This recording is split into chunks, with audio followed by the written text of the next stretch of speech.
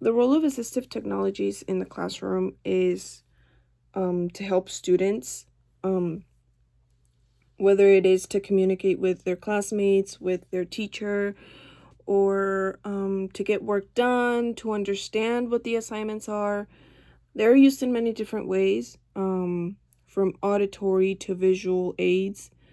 So it all really is for those students that might need a little bit more help in order to understand the material and in order to succeed in the classroom.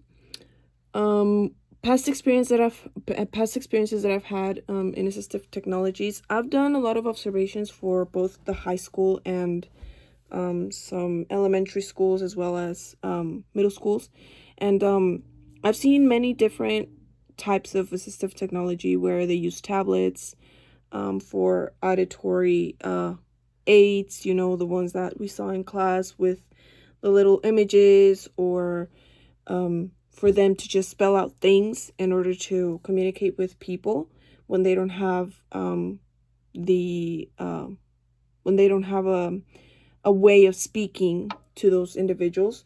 I've seen students use as well visual aids or braille in very rare occasions. But yeah, I've had many different experiences when it comes to that.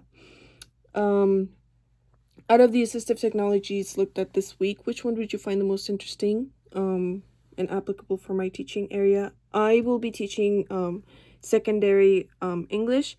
I think that the most applicable one would be visual aids to communicate with my students and for them to have a better understanding of the material and things like that. So it all would really depend on what type of need the student has, whether it's visual, auditory, it all really depends.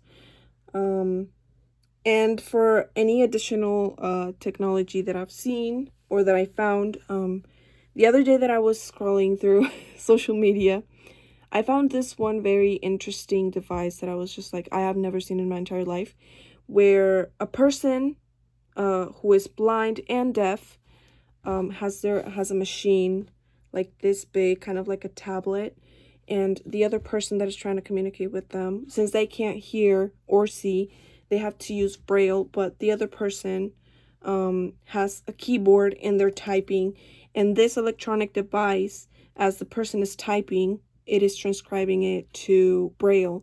So in real time, as soon as the person is typing, it is being translated to braille. So it's not like you have to wait for that braille machine to translate everything.